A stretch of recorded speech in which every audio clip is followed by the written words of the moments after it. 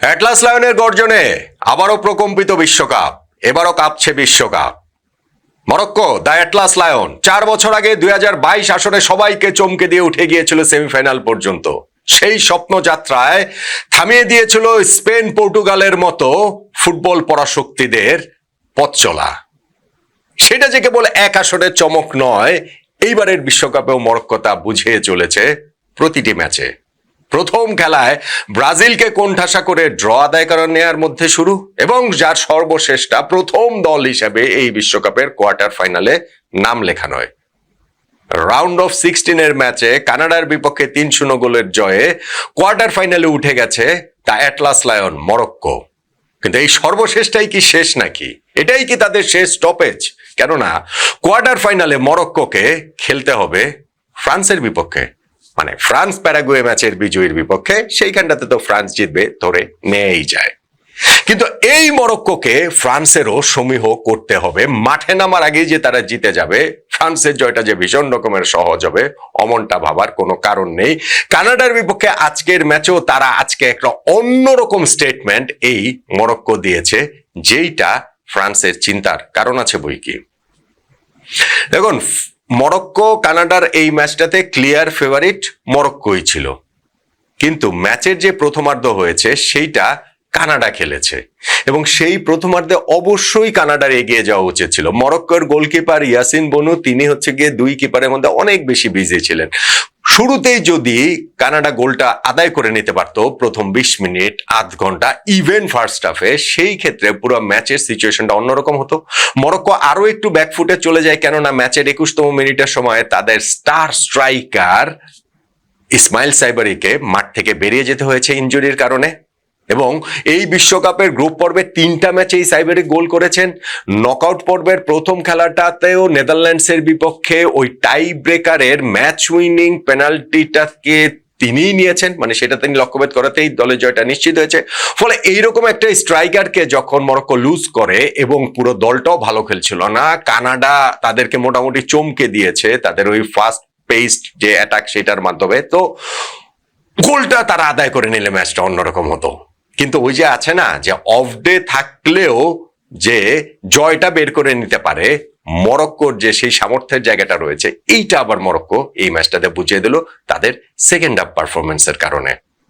Second হাফের শুরুতেই Morocco সেই প্রার্থিত কাঙ্ক্ষিত গোলটা পেয়ে যায়, যেই গোলটা আসলে একেবারে ট্রেনিং গ্রাউন্ড থেকে উঠে আসা। কেননা বক্সের ঠিক বাইরে রাইট সাইডে যে ফ্রি কিকটা কনসিড করেছিল কানাডা, সেইখান থেকে আশরাফ হাকিমির একটা বুদ্ধিদীপ্ত যে স্কোয়ারটা করেছেন তিনি, সেইখানে আজেদিন ওনাহি তার যে ফার্স্ট টাইম শট, সেই শটটা জাল খুঁজে নিল কানাডার কিপারের ঝাঁপিয়ে পড়া বা হাতকে ছাড়িয়ে গিয়ে।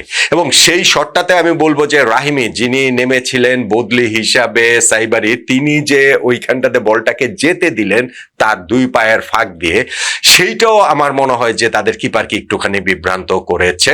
স্লাইট একটা ডিফ্লেকশনও মনে হয়েছিল। যাই হোক, এই গোলটাতে এগিয়ে যাওয়াটা মরক্কোর জন্য হচ্ছে গিয়ে তাদেরকে একটা স্বস্তি এনে দিয়েছে।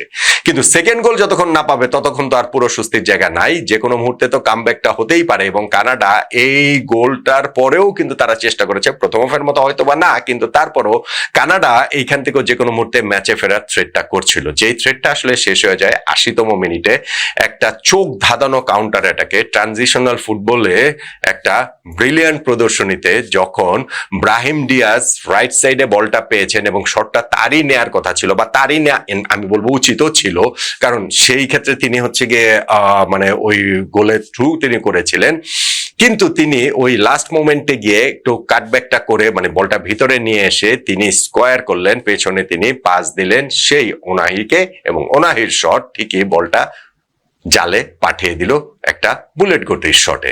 ফলে এই যে 2-0 গোলে লিডটা পেয়ে গেল মরক্কোর, এরপরে আর ম্যাচের রেজাল্ট নিয়ে কোন রকম কোনো সংশয়ের মধ্যে পড়তে হয় নাই। কানাডা বরং হতোদ্যম হয়ে গিয়েছে যে ম্যাচটা এত ভালো খেললো, তারা কিন্তু গোল পেয়ে গেল মরক্কো। ফলে তাদের ওইখান থেকে আর কামব্যাক করার আর এরপরে ভিজিবল জায়গা নেই। আর তাদের তো আসলে অভিজ্ঞতাও খুব একটা নাই। কানাডা এই ওয়ার্ল্ড কাপের ওয়ান অফ দ্য কো-হোস্ট, সেইখানটাতে তারা গ্রুপ পর্ব পেরিয়েছে, এটাই তাদের সাফল্য। নকআউট পর্বের প্রথম রাউন্ড অফ 32 পেরিয়েছে, এটাও তাদের বিরাট সাফল্য।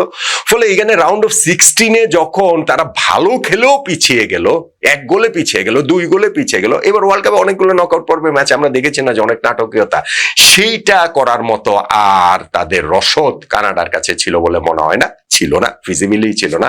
আর ফাইনালে গিয়ে মরক্কো থার্ড গোলটাও পেয়ে যায় ইনজুরির সময়। 8 মিনিট ইনজুরি টাইম দেওয়া হয়েছিল এবং সেই 8 মিনিটে গিয়ে রাহিমি, যিনি ওই যে বদলে হিসাবে সাইবেরে নেমেছিলেন, আরো একটা ওইখান থেকে ব্রায়ান ডিয়াজের পাসে আরো একটা সেই ট্রানজিশনাল ফুটবলে তারা সেই গোলটা খুব সুন্দর একটা স্কোয়ার করেছেন, খুবই লাভলি একটা ওয়েটেড পাস, যেইটাকে হচ্ছে গিয়ে মাটি ঘেঁষে কিপারের বাম পাশ দিয়ে জালের ঠিকানায় পাঠিয়ে দিয়ে রাহিমি পুরো মরক্কন টিমের সেলিব্রেশনটাকে আর কি আরো একটা মাত্রা দিয়ে দেন যে মরক্কো আজকের ম্যাচটা ভালো খেলে নাই, স্পেশালি ফার্স্ট হাফ তো একেবারেই ভালো খেলে নাই, কিন্তু ভালো না খেলেও তারা ম্যাচটা 3-0 গোলে ব্যবধানে জিতে নিয়েছে।